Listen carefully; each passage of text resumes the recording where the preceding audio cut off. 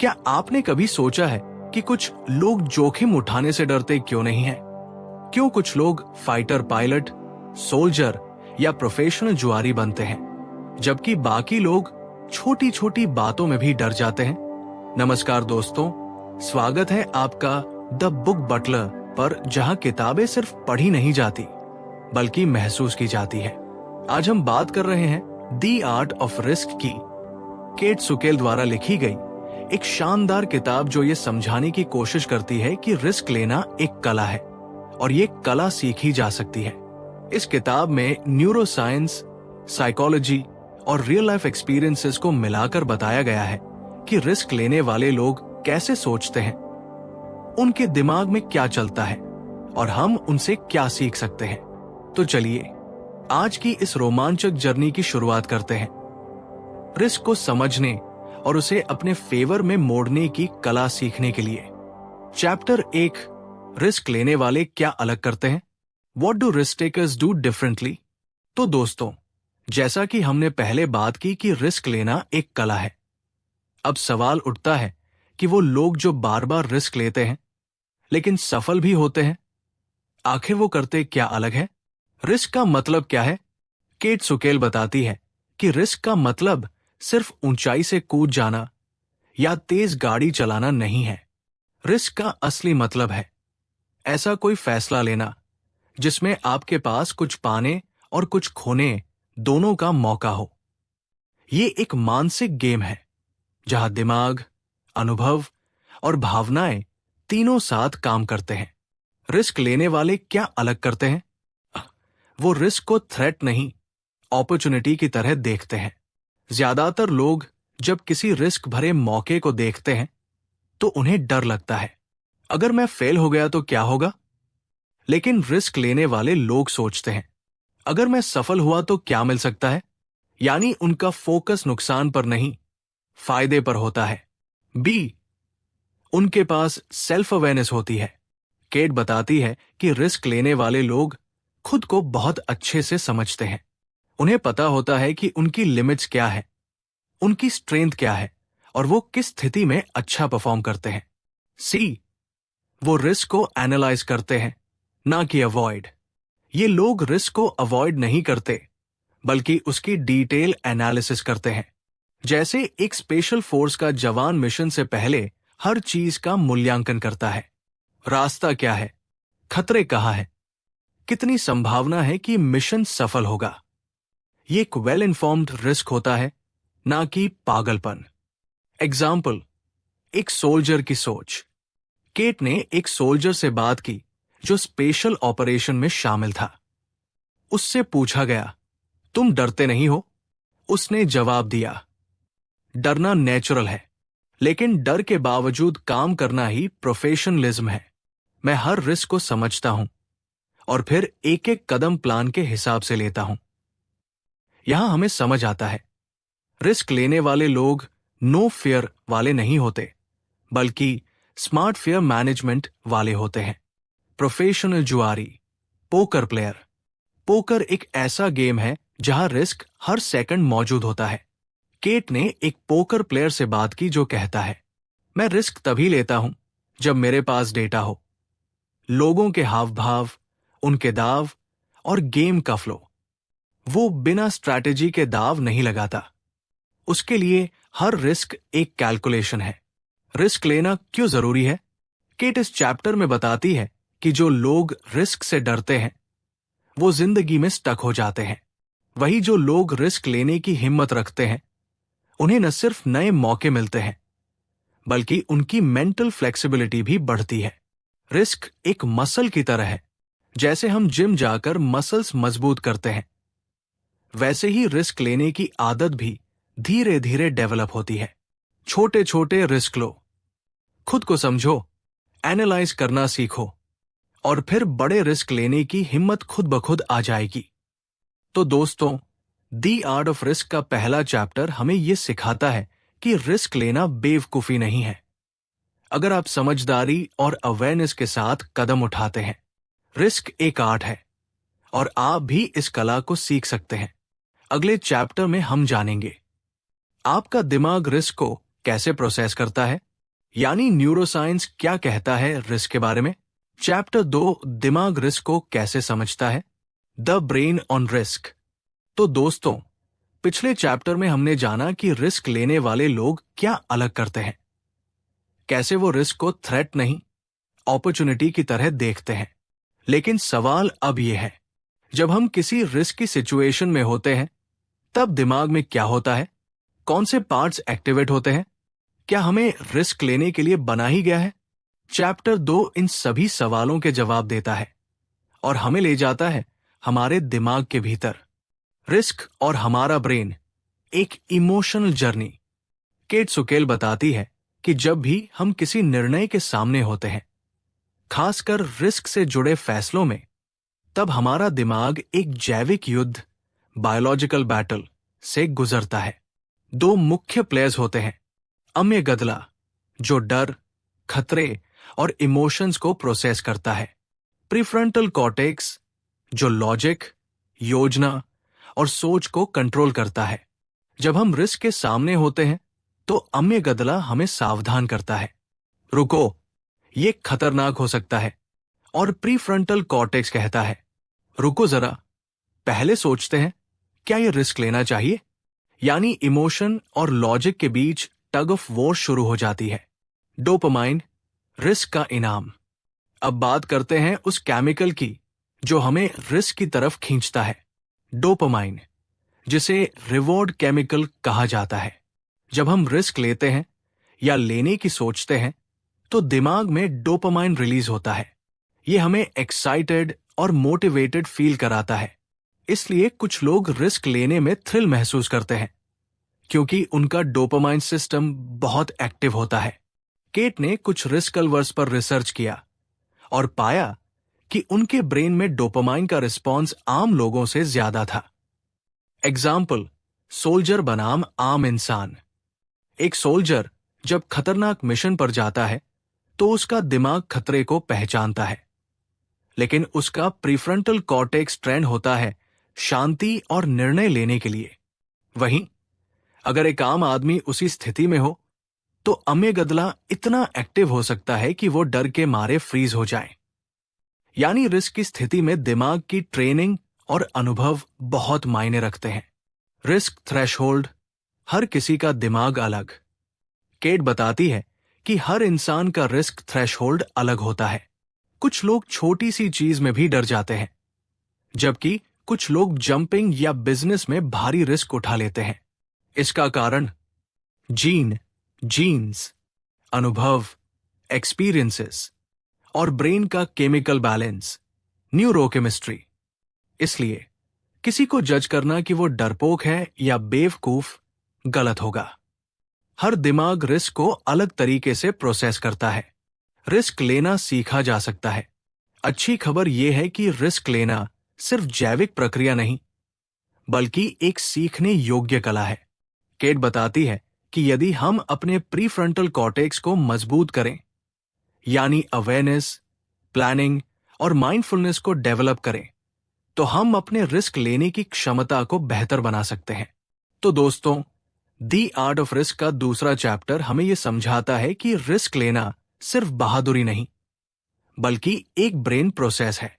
जब हम डरते हैं, घबराते हैं या रिस्क लेने से पीछे हटते हैं, तो ये सिर्फ हमारी गलती नहीं होती, बल्कि हमारा दिमाग ऐसे डिजाइन हुआ है।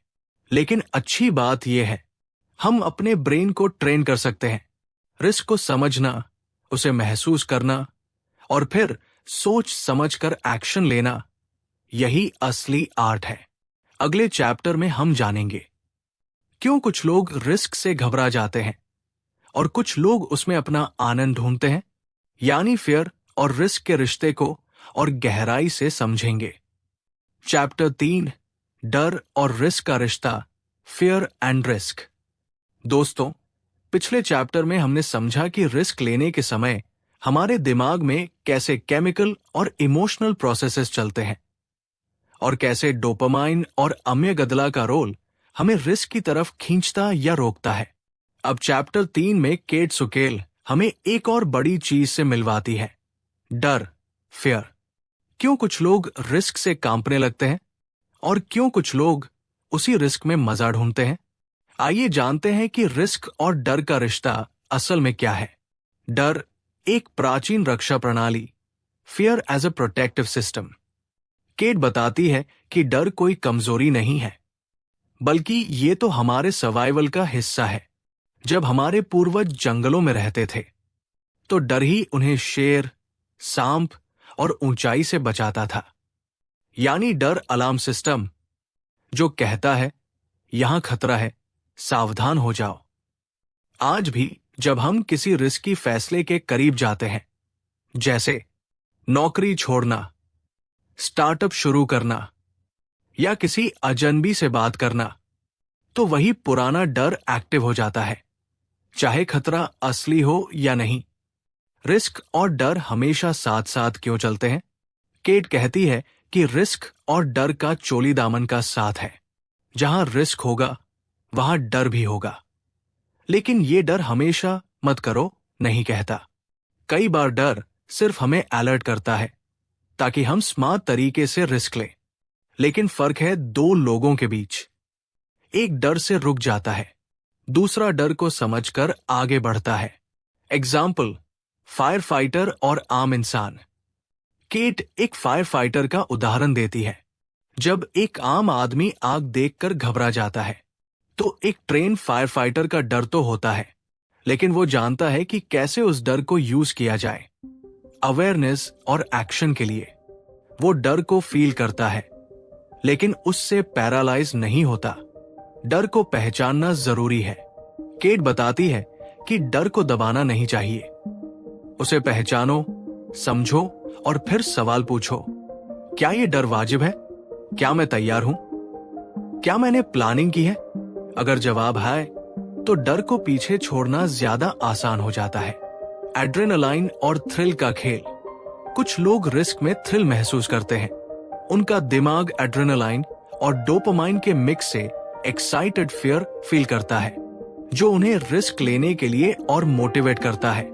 यही वजह है कि कुछ लोग स्काई डाइविंग करते हैं, कुछ लोग हॉरर मूवीज पसंद करते हैं और कुछ बिजनेस में बोल्ड मूव्स लेते हैं। केट इसे पॉजिटिव फियर रिस्पॉन्स कहती है। क्या डर खत्म हो सकता है?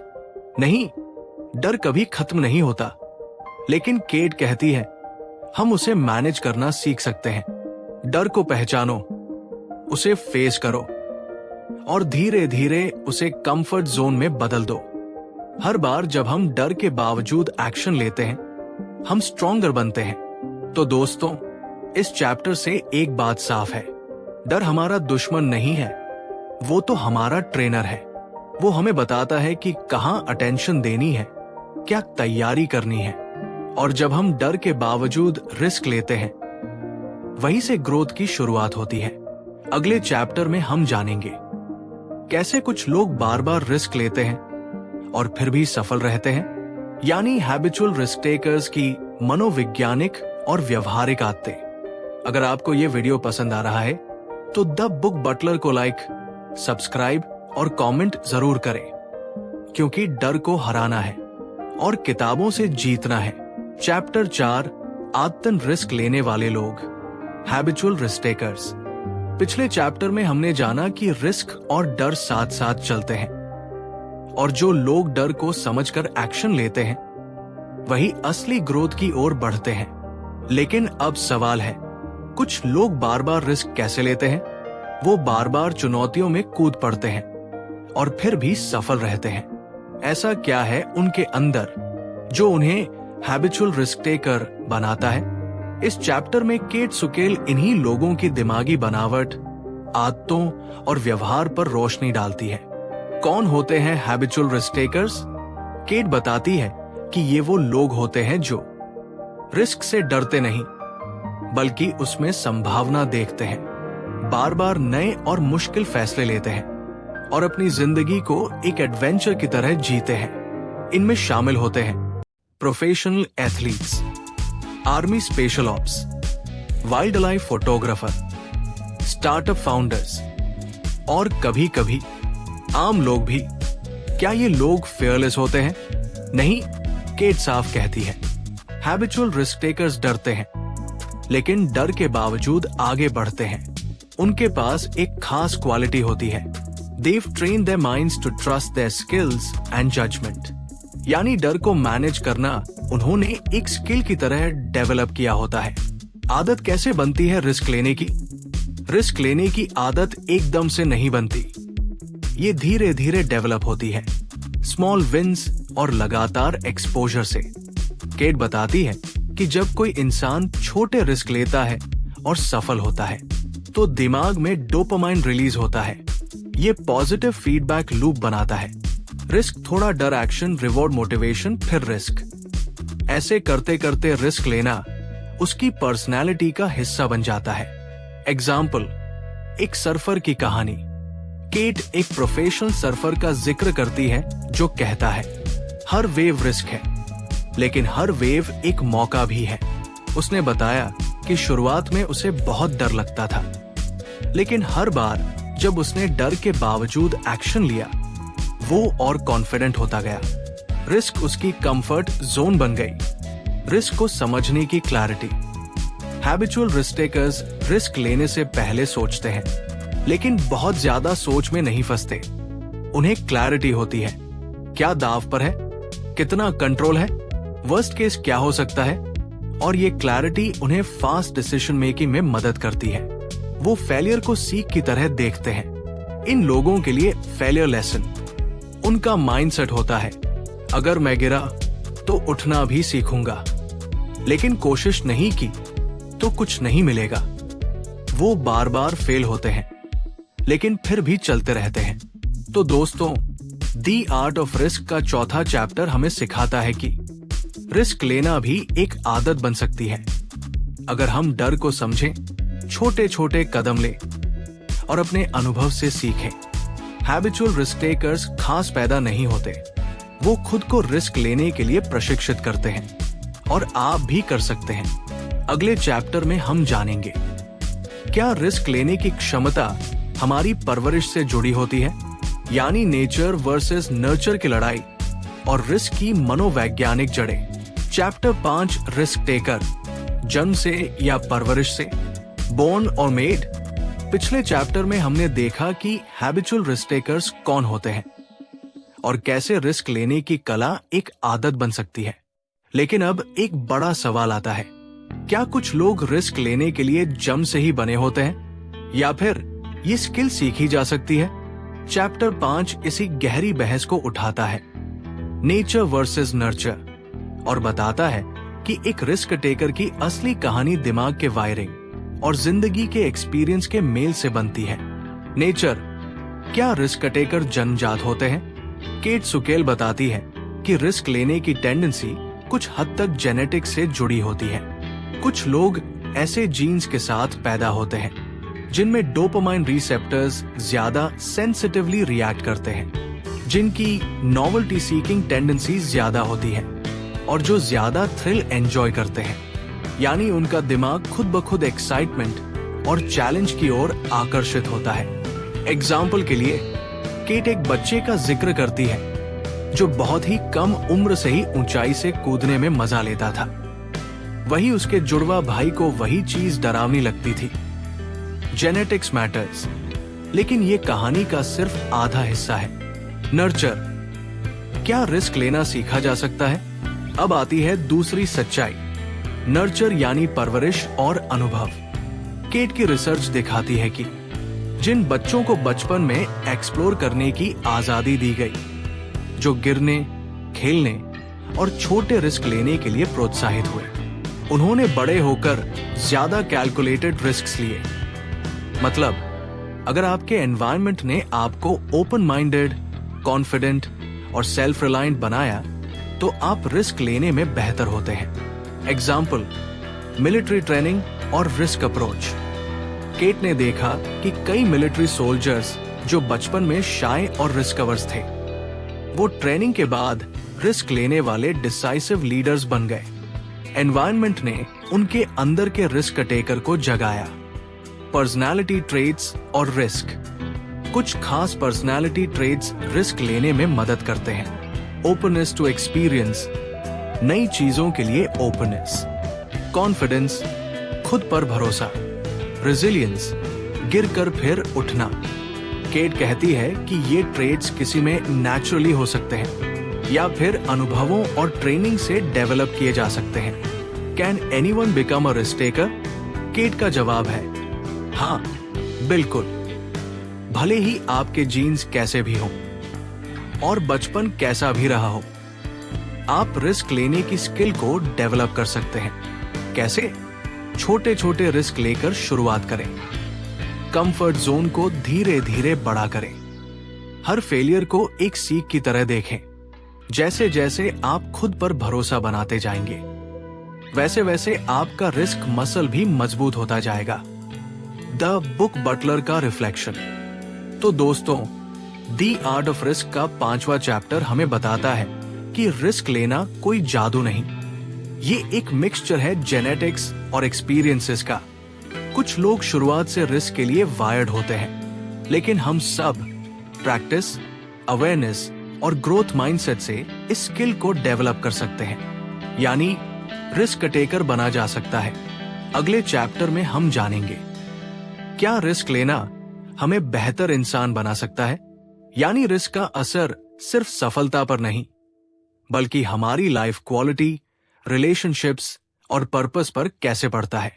चैप्टर 6, क्या रिस्क लेना हमें बेहतर बना सकता है? Does risk make us better? पिछले चैप्टर में हमने सीखा कि रिस्क लेने की कला कुछ हद तक जन्मजात होती है, लेकिन ज्यादातर इसे सीखा और निखारा जा सकता है। अब चैप्टर 6 में केट सुकेल हमसे एक और गहरा सवाल पूछती है, क्या रिस्क लेना सिर्फ एक स्किल है, या ये हमारी जिंदगी को असल में बेहतर बनाता है? क्या रिस्क लेने से हम सिर्फ सक्सेस पाते हैं, या हम ज्यादा फुलफिल्ड, स्ट्रॉन्ग और इवोल्व्ड इंसान बनते हैं? इस अध्याय में रिस्क के पर्सनल ट्रांसफॉर्मेशन से जुड़े पहलुओं पर रोशनी डाली गई है। रिस्क और ग्रोथ, गहराई से जुड़ाव। केट कहती है, हर बार जब आप रिस्क लेते हैं, आप अपने कंफर्ट जोन से बाहर निकलते हैं, और यहीं से असली ग्रोथ शुरू होती है। Risk challenge opportunity to evolve. उदाहरण, एक इंट्रोवर्ट इंसान अगर पब्लिक स्पीकिंग करता है तो डर तो लगता है, लेकिन वो धीरे धीरे बोल्ड बनता है। एक स्टूडेंट जो विदेश पढ़ने जाता है, रिस्क तो है, लेकिन वो एक मैच्योर और इंडिपेंडेंट इंसान बनकर लौटता है। रिस्क हमें भीतर से मजबूत बनाता है। रिस्क से आता है क्लैरिटी और पर्पस। केट की रिसर्च में एक कॉमन पैटर्न सामने आया। जो लोग कैलकुलेटेड रिस्क लेते हैं, वो अपनी लाइफ डायरेक्शन को ज्यादा अच्छी तरह समझते हैं। क्यों? क्योंकि रिस्क आपको आपकी लिमिट्स, आपकी प्रायोरिटीज और आपकी वैल्यू से रूबरू कराता है। एग्जाम्पल, जब आप एक स्टेबल नौकरी छोड़कर कुछ नया शुरू करते हैं, आप क्लियरली समझते हैं कि आप किस चीज के लिए पैशनेट हैं और किसे छोड़ सकते हैं। रिस्क कंफ्यूजन को क्लैरिटी में बदलता है। रिस्क और सेल्फ बिलीफ का कनेक्शन। हर बार जब आप रिस्क लेकर सफल होते हैं, आपका आत्मविश्वास बढ़ता है। केट बताती है कि ये सेल्फ बिलीफ आगे चलकर बेटर डिसीजन मेकिंग में मदद करता है, रिलेशनशिप्स में मैच्योरिटी लाता है और आपको एडवर्सिटी में भी ग्राउंडेड रखता है। एग्जाम्पल, एक क्लाइंबर जब पहाड़ पर चढ़ता है और गिरने के बाद भी फिर चढ़ता है, तो वो खुद पर, अपने स्किल्स और इंस्टिंक्ट्स पर विश्वास करना सीखता है। रिस्क से इमोशनल रेजिलियंस बनती है। इमोशनल रेजिलियंस यानी मुश्किल समय में खुद को संभालना। रिस्क लेने वाले लोग ज्यादा फ्लेक्सिबल होते हैं। उन्हें असफलता, रिजेक्शन और आलोचना से जल्दी उबरने की कला आती है। केट इसे साइकोलॉजिकल टफनेस कहती है। रिस्क से निकलते हैं नए रास्ते। जब हम रिस्क लेते हैं तो अक्सर दरवाजे खुलते हैं जिनके बारे में हमने कभी सोचा भी नहीं होता। एग्जाम्पल, एक महिला जिसने कॉर्पोरेट जॉब छोड़कर एनजीओ शुरू की, अब ग्लोबल इम्पैक्ट बना रही है। एक कॉलेज ड्रॉप आउट जिसने बिजनेस शुरू किया, आज मेंटरशिप प्रोग्राम्स चला रहा है। रिस्क हमें नए अनुभव, नए लोग और नए विजन से जोड़ता है। तो दोस्तों, दी आर्ट ऑफ रिस्क का छठा चैप्टर हमें सिखाता है कि रिस्क सिर्फ मंजिल नहीं देता, वो हमें रास्ते में बदल भी देता है।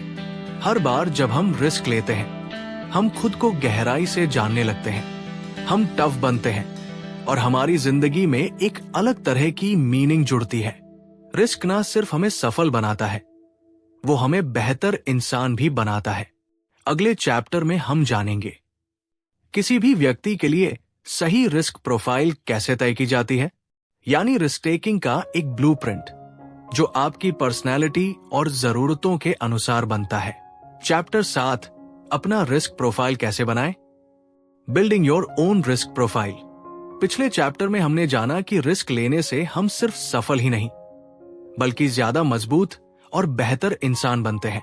अब सवाल उठता है, हर किसी के लिए रिस्क लेने का सही तरीका क्या है? क्योंकि न तो हर रिस्क सही होता है और न हर इंसान एक जैसा रिस्क ले सकता है। चैप्टर 7 में केट सुकेल हमें सिखाती है कि हर इंसान का अपना एक यूनिक रिस्क प्रोफाइल होता है और हम कैसे उसे समझकर अपने निर्णय बेहतर बना सकते हैं। रिस्क प्रोफाइल क्या होता है? केट कहती है, रिस्क प्रोफाइल का मतलब है वो पैटर्न जिससे आप रिस्क को परसीव करते हैं, उसे एनालाइज करते हैं और फिर उस पर एक्शन लेते हैं। ये प्रोफाइल 3 चीजों पर आधारित होता है। 1, आपकी पर्सनैलिटी। 2, आपके पास्ट एक्सपीरियंसेस। 3, और आपके इमोशंस का रिएक्शन रिस्क पर। रिस्क स्पेक्ट्रम, सबका स्तर अलग होता है। केट ने अपनी रिसर्च में पाया कि लोग एक रिस्क स्पेक्ट्रम पर आते हैं। कुछ लोग अल्ट्रा कॉशियस होते हैं, सोचते बहुत है, रिस्क से बचते हैं। कुछ मॉडरेट रिस्क टेकर होते हैं, सोच समझकर चलते हैं। और कुछ लोग हाई थ्रिल सीकर होते हैं, जो रिस्क में एक्साइटमेंट ढूंढते हैं। इनमें से कोई भी गलत नहीं है, लेकिन सबसे जरूरी है अपना प्रोफाइल जानना। सेल्फ असेसमेंट, खुद को कैसे जाने? केट बताती है कि रिस्क प्रोफाइल समझने के लिए आपको खुद से कुछ सवाल पूछने चाहिए। क्या मैं बार बार एक ही पैटर्न के डिसीजन लेता हूं? जब रिस्क सामने आता है तो मेरी पहली भावना क्या होती है? डर, उत्साह या दुविधा? मेरे पास्ट एक्सपीरियंसेस ने मेरी सोच को कैसा शेप दिया है? एग्जाम्पल, अगर आपने पहले किसी इन्वेस्टमेंट में नुकसान देखा है तो आप नेचुरली कॉशियस बन सकते हैं। इमोशनल इंटेलिजेंस का रोल। रिस्क प्रोफाइल सिर्फ थिंकिंग से नहीं बनता, इमोशंस का भी बड़ा रोल होता है। अगर आप डर को पहचानना और रेगुलेट करना सीख जाएं, तो आप रिस्क को ज्यादा ऑब्जेक्टिविटी से एनालाइज कर पाएंगे। केट कहती है, better risk takers don't eliminate fear, they manage it.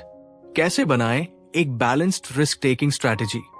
अब बात करते हैं एक्शनेबल स्ट्रैटेजी की। 1, अवेयरनेस। पहले समझिए कि आप किस प्रोफाइल में आते हैं। 2, मैपिंग। अपने गोल्स के अनुसार रिस्क के ऑप्शंस को मैप कीजिए। 3, एनालिसिस। हर ऑप्शन में पोटेंशियल गेन वर्सेस लॉस को कंपेयर कीजिए। 4, पायलट टेस्टिंग। अगर पॉसिबल हो तो छोटे स्तर पर टेस्ट करें। 5, फीडबैक लूप। फैसले के बाद सीखें, क्या सही गया, क्या नहीं। एग्जाम्पल, 2 एंटरप्रेन्योर्स की तुलना। केट 2 एंटरप्रेन्योर्स की कहानी बताती है। एक ने पहले रिस्क उठाया बिना एनालिसिस के और फेल हुआ। दूसरे ने अपने प्रोफाइल को समझकर कैलकुलेटेड स्टेप लिया और सस्टेनेबल सक्सेस पाई। सीख, सेल्फ अवेयरनेस रिस्क लेने में सबसे बड़ा हथियार है। तो दोस्तों, दी आर्ट ऑफ रिस्क का 7वां चैप्टर हमें सिखाता है कि रिस्क लेना कोई एक सा खेल नहीं है। हर इंसान का अपना रुख होता है और अगर आप उसे समझ जाएं, तो आप जिंदगी के बड़े फैसले ज्यादा क्लैरिटी और कॉन्फिडेंस के साथ ले सकते हैं। खुद का रिस्क प्रोफाइल बनाना स्मार्टर लिविंग। अगले चैप्टर में हम जानेंगे, क्या रिस्क लेने की ट्रेनिंग दी जा सकती है? यानी क्या ऑर्गेनाइजेशंस, पेरेंट्स और लीडर्स रिस्क लेने की कला दूसरों को सिखा सकते हैं? कमेंट करके बताएं, आपका रिस्क प्रोफाइल क्या है? चैप्टर 8, क्या रिस्क लेना सिखाया जा सकता है? Can we train risk?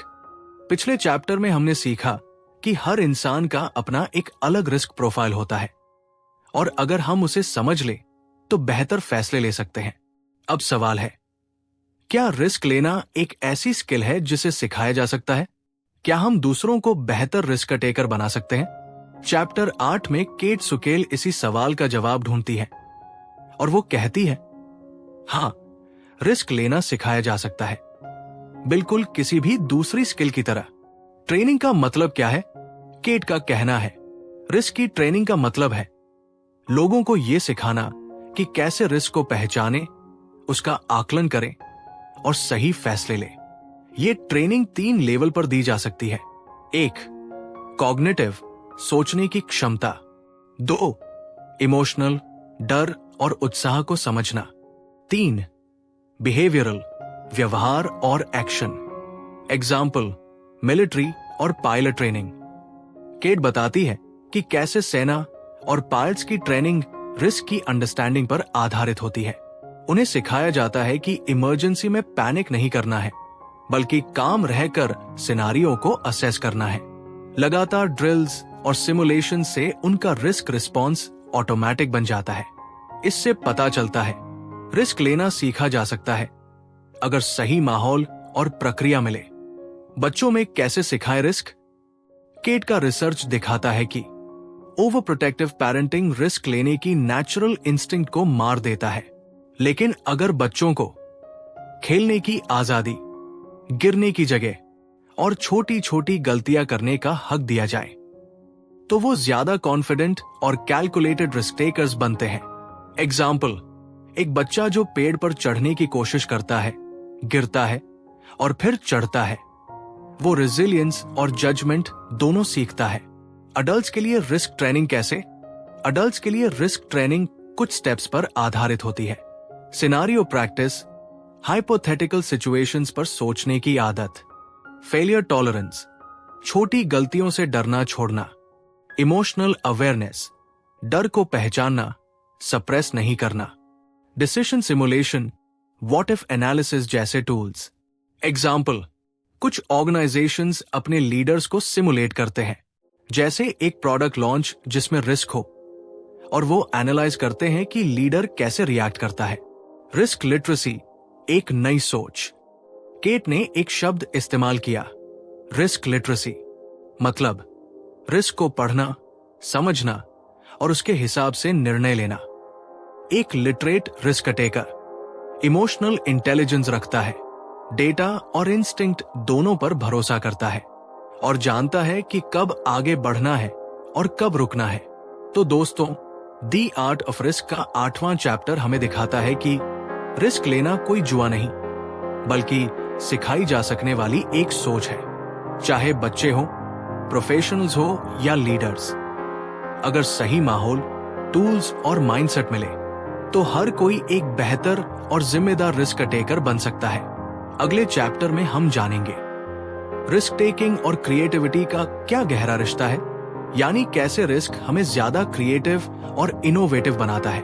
अगर आपको ये वीडियो पसंद आया हो तो द बुक बटलर को सब्सक्राइब करें और कमेंट में बताएं, क्या आपने कभी किसी को रिस्क लेना सिखाया है? चैप्टर 9, रिस्क और क्रिएटिविटी का रिश्ता, द रिस्क क्रिएटिविटी कनेक्शन। पिछले चैप्टर में हमने जाना कि रिस्क लेना सिखाया जा सकता है, यानी रिस्क कोई जन्मजात ताकत नहीं, बल्कि सीखी जा सकने वाली स्किल है। अब चैप्टर 9 में केट सुकेल एक बेहद दिलचस्प और गहरा कनेक्शन बताती है। रिस्क लेने की प्रवृत्ति और क्रिएटिव माइंड के बीच क्या संबंध है? सवाल ये है, क्या रिस्क लेने वाले लोग ज्यादा क्रिएटिव होते हैं या क्रिएटिव लोग नेचुरली रिस्क लेते हैं? क्रिएटिविटी और रिस्क एक ही सिक्के के 2 पहलू। केट कहती है, हर बार जब आप कुछ नया सोचते हैं, कुछ नया बनाते हैं, आप एक रिस्क लेते हैं। क्यों? क्योंकि क्रिएटिविटी में अनसर्टेनिटी होती है, क्रिटिसिज्म का डर होता है और फेलियर की पॉसिबिलिटी होती है। एग्जाम्पल, एक लेखक जो कोई नया जॉनर ट्राई करता है, एक एंटरप्रेन्योर जो नया प्रोडक्ट लाता है, दोनों रिस्क और क्रिएटिविटी के रास्ते पर चलते हैं। रिस्क लेने से दिमाग खुलता है। केट की रिसर्च दिखाती है कि जो लोग रिस्क लेने के लिए तैयार होते हैं, उनका दिमाग डाइवर्जेंट थिंकिंग में ज्यादा माहिर होता है, यानी वो एक समस्या के कई समाधान सोच सकते हैं। Risk open mind creative thinking. Example, Google जैसी कंपनियां अपने एम्प्लॉइज को कैलकुलेटेड रिस्क लेने के लिए एनकरेज करती है, क्योंकि वो जानती है कि इनोवेशन तभी आता है जब रिस्क लिया जाए। क्रिएटिविटी और फेलियर का रिश्ता। केट बताती है कि क्रिएटिव लोग फेलियर से नहीं डरते, बल्कि वो उसे एक प्रोसेस का हिस्सा मानते हैं। रिस्क लेने वाले लोग भी यही सोच रखते हैं। एग्जाम्पल, थॉमस एडिसन ने 1000 बार असफल होकर बल्ब बनाया। एलोन मस्क ने स्पेसएक्स को बार बार क्रैश होते देखा, लेकिन रुके नहीं। क्रिएटिविटी और रिस्क दोनों ही रेजिलियंस पर टिके होते हैं। रिस्क टेकिंग से आता है फ्लो स्टेट। केट एक और साइकोलॉजिकल इंसाइट देती है। जब हम रिस्क लेते हैं और उसमें पूरी तरह डूब जाते हैं, तो हम एक खास जोन में पहुंचते हैं जिसे कहते हैं फ्लो स्टेट, जहां टाइम रुक जाता है और काम प्योर जॉय बन जाता है। क्रिएटिव माइंड्स अक्सर इसी फ्लो स्टेट में ऑपरेट करते हैं और रिस्क लेना उन्हें वहां पहुंचने में मदद करता है। इनोवेशन के लिए जरूरी है रिस्क कल्चर। ऑर्गेनाइजेशंस और स्कूल्स को अगर इनोवेशन चाहिए, तो उन्हें एक ऐसा माहौल देना होगा जहां फेलियर को पनिश न किया जाए, नए आइडियाज को एक्सप्लोर करने दिया जाए और कैलकुलेटेड रिस्क्स को सेलिब्रेट किया जाए। क्रिएटिविटी तभी ब्रीथ कर सकती है जब रिस्क लेने की आजादी हो। तो दोस्तों, द आर्ट ऑफ रिस्क का 9वां चैप्टर हमें सिखाता है कि रिस्क और क्रिएटिविटी सिर्फ जुड़े हुए नहीं है, बल्कि एक दूसरे को फ्यूल करते हैं।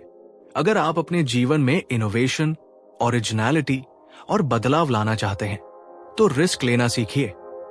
हर नया आइडिया एक रिस्क है, लेकिन शायद वही आपकी सबसे बड़ी ताकत भी हो।